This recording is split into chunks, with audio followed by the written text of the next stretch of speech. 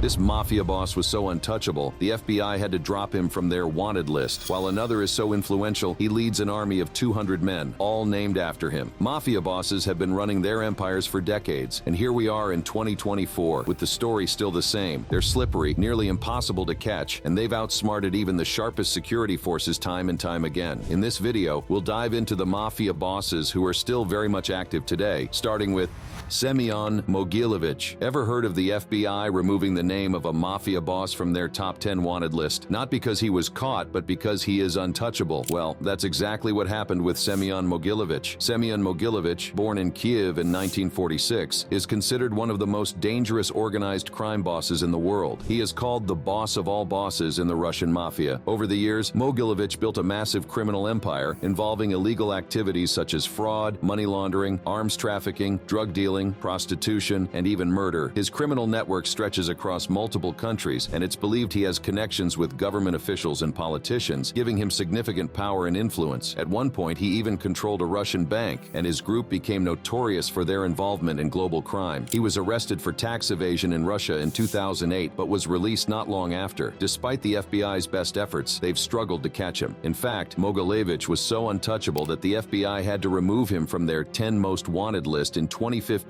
because they couldn't extradite him from Russia. The agency still considers him a top threat, but his ability to stay out of reach has earned him a reputation as one of the most elusive criminals in the world. While you may think no other mafia boss is as dangerous as Mogilevich, wait till you find out about the mafia boss who killed his own wife, Michael Mancuso. It's hard to decide which is more dangerous about Mancuso, killing his own wife or becoming the leader of the Bonanno crime family while in jail. Michael Mancuso's story is a unique one in the world of organized crime. He was already a member of the Bonanno crime family, but his rise to the top happened while he was behind bars. In June 2013, Mancuso became the official boss of the Bonanno family while still in prison. This made him one of the few mob bosses to control a powerful crime family from inside a cell. Even though he was locked up, he ran things through his associates, but Mancuso's criminal history stretches far back. In 1984, he shocked many when he fatally shot his wife, Evelina, leaving her body outside a hospital in the Bronx. For this, he pleaded guilty to manslaughter and was sentenced to 10 years in prison. His troubles didn't end there. In 2004, he followed orders from another boss and arranged the murder of an associate, Randolph Pizzolo, Mancuso, and another mobster, Anthony Aiello. He pled guilty to the murder and was sentenced to 15 years in prison. Despite all this, Mancuso's position as boss remained firm. After being released from prison in March 2019, he became a free man again, but his freedom didn't last long. He got arrested again in 2022 for violating the terms of his release by hanging out with other organized crime members. This resulted in another prison sentence. One amusing yet ironic fact about this is that a simple discussion about food, specifically pasta sauce, landed him in trouble. Even though he's had several run-ins with the law, Mancuso was released again in July 2024. Mancuso is not the only mafia boss that has continued his reign in prison. There's also Niño Guerrero. Niño Guerrero. Hector Rustenford Guerrero Flores, also known as Niño Guerrero, is the head of the Tren de Aragua, a notorious transnational criminal organization. This group started as a prison gang in Aragua, Venezuela, but under Guerrero's leadership, it has spread its influence across multiple countries. While serving time at Tocaron prison in Venezuela, Guerrero practically ran the place like his own kingdom. He controlled everything, from bribing guards to running extortion rackets. His gang even took control of gold mines and drug routes. Tocaron was more like a luxurious base of operations for him until he escaped, leaving law enforcement scrambling to catch him. The U.S. Department of State is so interested in laying their hands on him and are offering up to $5 million for information leading to Guerrero's arrest as part of a total $12 million bounty targeting 3 leaders of the Tren de Aragua. You'll think Guerrero was the way he was because of his rough background, but wait till you find out what the son of a police officer did. Dawood Ibrahim. Dawood Ibrahim's story started with humble beginnings and quickly escalated into one of India's most notorious criminal careers. Born in 1955 to a police constable father, Ibrahim Kaskar, Dawood seemed far removed from the world of crime. But growing up in the Dongri neighborhood of Mumbai, he was exposed to the streets early on, and by his teenage years, he was already involved in petty thefts, fraud, and robberies. Alongside his elder brother Shabir Ibrahim, Dawood eventually got drawn into the underworld, joining forces with Bashu Dada, a local gangster. However, it It was the creation of D Company in the late 1970s that set Dawood on the path to becoming a criminal mastermind. After breaking away from Bashu Dada's gang, Dawood and Shabir formed their own syndicate, soon earning a name for themselves in gold smuggling, real estate dealings, and extortion. The D Company quickly rose to power within Mumbai's organized crime scene, competing with the Pathan gang, a formidable rival. Following his brother's assassination by the Pathan gang in 1981, Dawood not only took complete control of D Company, but also vowed revenge, relentlessly crushing the Pathans and securing his place as the top don in Mumbai. From there, Dawood expanded D Company's influence far beyond Mumbai's underworld. His operations extended across borders, and with his second-in-command, Chota Rajan, the gang's network grew to include over 5,000 members, generating massive profits through drug trafficking, extortion, and smuggling. What set Dawood apart from many other crime lords was his deep entanglement with terrorist organizations, including providing logistical support to groups like Lashkar-e-Taiba and reportedly having ties with Al-Qaeda. His criminal empire soon transformed into something far more evil, as he was linked to several major terror attacks, including the 1993 Bombay bombings, an event that made him one of India's most wanted men. Today, he is designated as a global terrorist by both India and the United States, with alleged ties to terror financing and destabilizing activities across the region. The next mafia boss is one who has been in and out of prison, but has managed to remain out of prison since he became the boss because of his low profile: Domenico Cefalù. Domenico Cefalù's path to becoming the boss of the Gambino crime family started with his involvement in heroin smuggling, a role that eventually led to his first stint in prison in 1982. Despite the setback, Cefalù remained a key player in the mafia, earning the trust of powerful figures like John Gotti. Gotti, the notorious head of the family, made Cefalù a made man in 1990, formally bringing him into the inner circle of the Gambino operation. His loyalty was put to the test repeatedly, particularly when he was summoned to testify against fellow mafia members.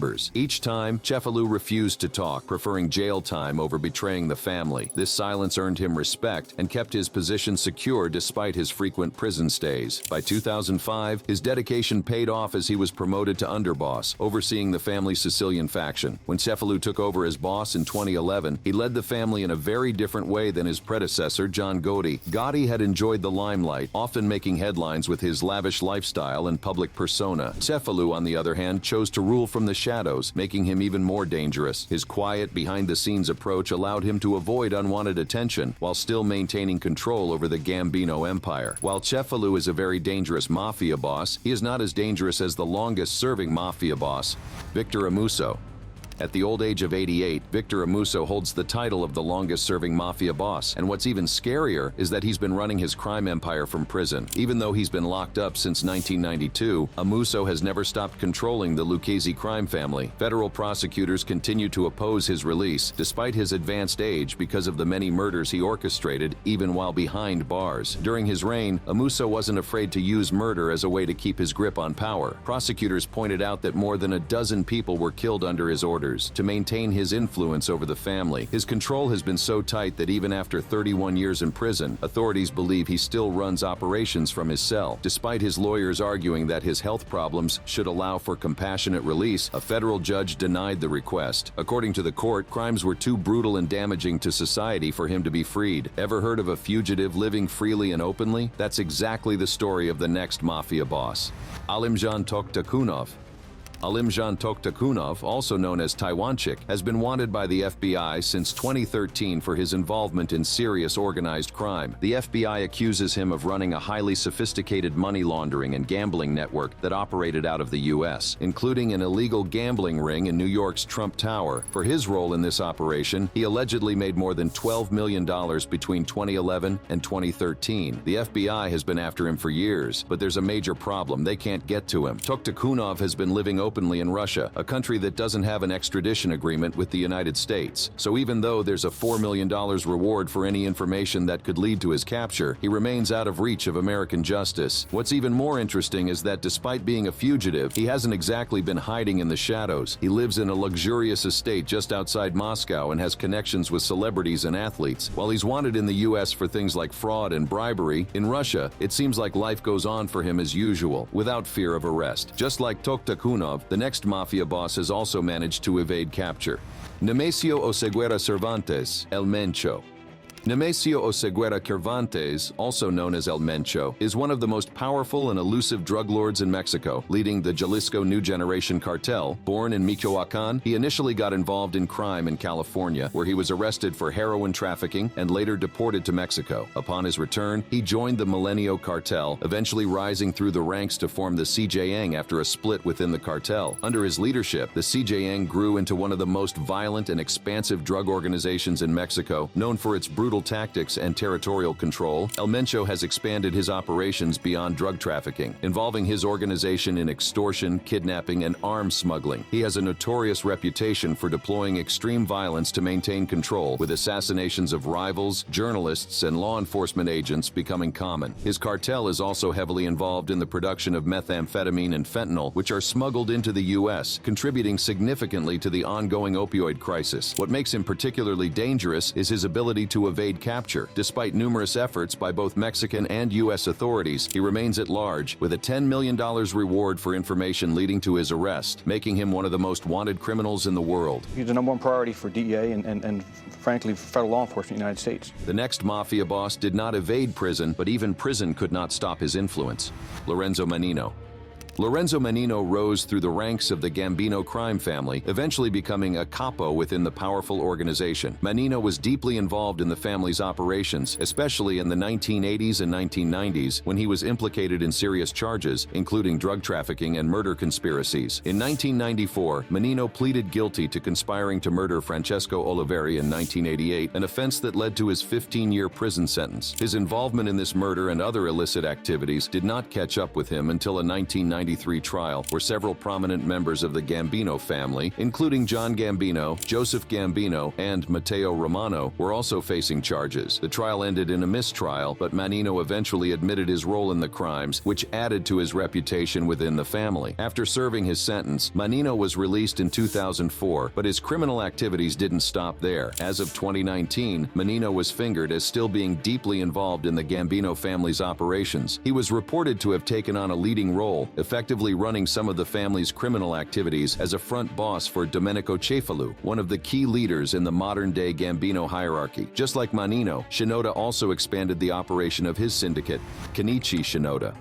Kenichi Shinoda, also known as Shinobu Tsukasa, is a significant figure in Japan's criminal world, best known as the leader of the Yamaguchi Gumi, the largest Yakuza syndicate. Born in 1942 in Osaka, Shinoda is the first Yamaguchi Gumi Kumicho not to hail from the Kansai region. His rise to power came after years of dedication to the organization, an ability to control criminal networks, and his willingness to enforce order by any means necessary. In the early 1970s, Kenichi Shinoda was convicted for killing a rival Yakuza leader using a katana, traditional Japanese sword, and this crime led to him spending 13 years in prison. As the head of the Kodokai, he was also deeply involved in the Yamaguchi Gumi's many gang wars, including the famous Yama-Ichi War in the late 1980s. His role in these conflicts helped him rise to a prominent position within the Yamaguchi Gumi's Kobe headquarters. On December 4, 2005, just 4 months after being appointed the leader, Kumicho, of the Yamaguchi Gumi, Shinoda began serving a 6-year prison sentence. This was for a 1997 conviction related to gun possession, where one of his bodyguards was caught with an illegal firearm. Although it wasn't Shinoda holding the gun, he was charged with conspiring with his bodyguard, which led to his conviction after a lengthy legal battle. After becoming the 6th leader of the Yamaguchi Gumi, Shinoda expanded the group's operations far beyond Japan, increasing its influence in various illegal enterprises such as drug trafficking, extortion, and even construction. He modernized the Yakuza while retaining many of its traditional values, like loyalty and discipline. Under his leadership, the organization also spread its activities internationally, including involvement in the global drug trade and illegal arms smuggling. Despite his criminal reputation, many within the Yakuza view Shinoda as a protector of the group's honor and traditions.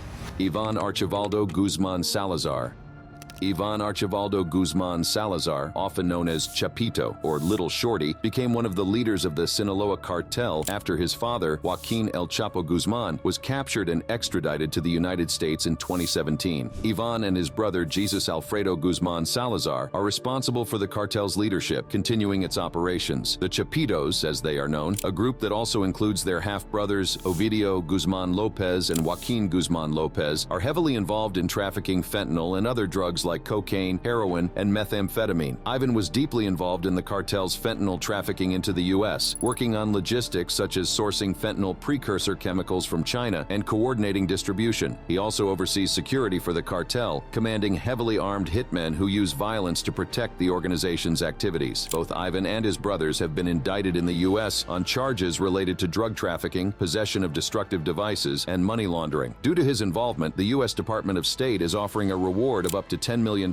for information leading to Ivan's capture. Despite several attempts to apprehend him, Ivan remains at large, continuing to lead one of the most powerful criminal organizations in the world. Just like Ivan, the police also offer a reward to whoever finds Yip Chuen Fat. Yip Chuen Fat Yip, also known as Chuan Fa Ye, is a Chinese national and the owner of Yuan Cheng Group, a company involved in the production and global distribution of anabolic steroids and synthetic opioids. Yip has become one of the world's most prolific suppliers of illegal anabolic steroids, operating a large-scale international trafficking network. Over a 5-year period, he was allegedly responsible for distributing about $280 million worth of steroids, with $55 million of those sales occurring in the U.S. alone. Apart from anabolic steroids, Yip was involved in the distribution of dangerous fentanyl precursor chemicals like 4-ANPP, which were supplied to customers in the U.S. and Mexico. These chemicals were intended to produce fentanyl, a deadly synthetic opioid that has fueled the opioid crisis in the U.S. Yip's network and its reach are linked to the Sinaloa cartel, one of the most powerful drug cartels responsible for smuggling fentanyl into the United States. As a result of his involvement in the illegal fentanyl trade and its connection with cartels like Sinaloa, the U.S. Department of State is offering a reward of up to $5 million for information that leads to Yip's arrest or the disruption of his criminal network's financial mechanisms. The next mafia boss also has a very huge bounty on his head: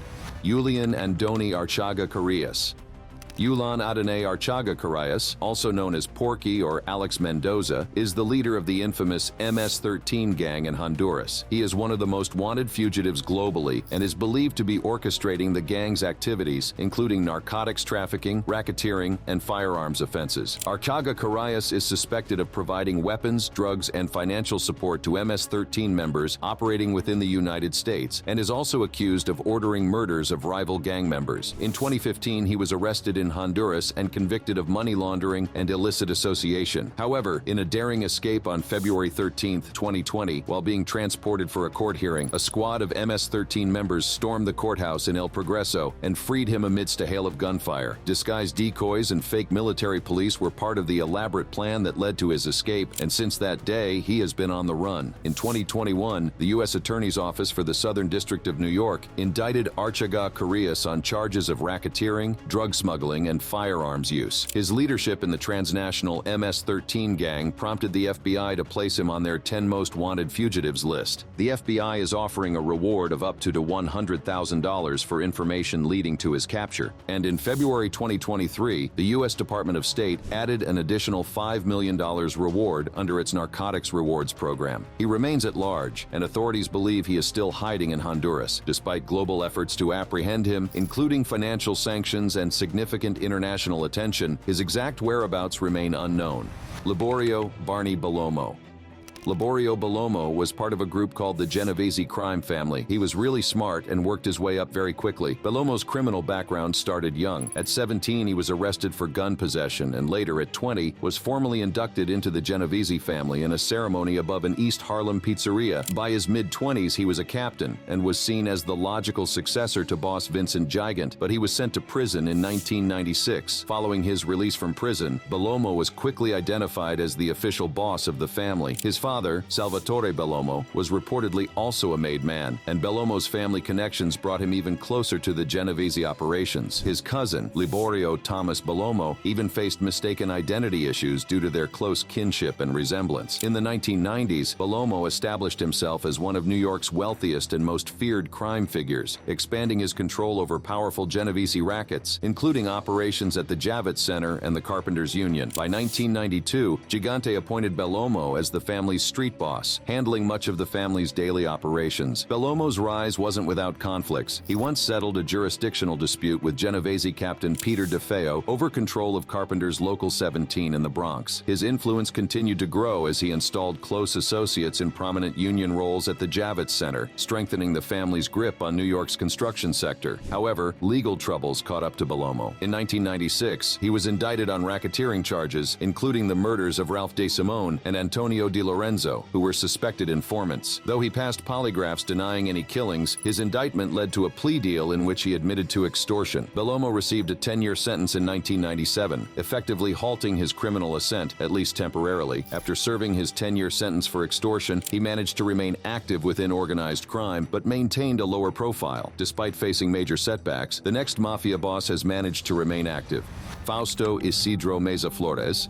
Fausto Isidro Meza Flores, also known as El Chapo Isidro, or Chapito Isidro, was born on June 19, 1982 in Mexico. Over the years, he has built a notorious reputation as a major figure in the world of drug trafficking. Meza Flores initially made a name for himself as a high-ranking leader within the Beltran Leyva transnational criminal organization. This organization was deeply involved in the drug trade, and through his strong alliances with other cartels, he quickly climbed the ranks. Through his connections and aggressive tactics, Meza Flores gained control over significant drug production, transportation, and distribution networks, particularly in Sinaloa, Mexico. His organization has been linked to large quantities of heroin, methamphetamine, cocaine, and marijuana smuggled into the United States. The Meza Flores TCO has become infamous for its heavily armed members, making it a formidable force in the drug trade. Despite his prominence in the criminal underworld, Meza Flores has faced numerous legal challenges. He was indicted in the United States District Court for the District of Columbia on May 2, 2012, facing serious charges including conspiracy to distribute large amounts of cocaine, methamphetamine, heroin, and marijuana, as well as the use of firearms in connection with these crimes. In 2019, a superseding indictment added even more serious charges. Meza Flores has successfully evaded law enforcement several times, leading to him being a wanted fugitive. The FBI, DEA, and Mexican military, SEDENA, are actively pursuing him, and the United States Department of State's Narcotics Rewards Program is offering a reward of up to $5 million for information leading to his arrest and conviction. Currently believed to be living in Mexico, Fausto Isidro Meza Flores remains a significant threat in the world of drug trafficking. Ever heard of a mafia boss with over 200 armed members named after him? That is the story of the next mafia boss. Wuxs Alexander Achevedo. Wuxs Alexander Achevedo Monasterios, known as Wuxs, is a criminal from Venezuela. He was born in Caracas in 1986 and has become a notorious drug trafficker. Wuxs leads a gang of about 200 armed members, all named after him. They operate mainly in Petare, a neighborhood in Miranda, Venezuela. From 2020 to 2021, Wuxs and his gang were involved in many armed conflicts against local criminal leaders and law enforcement agencies, including the CICPC, FAES, and the National Guard. They have fought fiercely to control their territory, using heavy weapons and violence. Before becoming a gang leader, Wuxs was in prison for serious crimes like murder and kidnapping. After he was released, he started to gain power in the neighborhood of Jose Felix Ribas in Petare. He even took on the role of a local judge, controlling the community with fear and force. Wuxs' gang is known for extorting local businesses and distributing drugs. They also claim to protect the community from other criminals, which gives some people a reason to support him despite his criminal activities. He has managed to avoid arrest multiple times, even after being injured in a police raid. Wuxs is currently wanted by the authorities, including the FBI and DEA, and there is a $5 million bounty on him. If you found this video interesting, click on any of the cards on your screen to check out more exciting stories about it.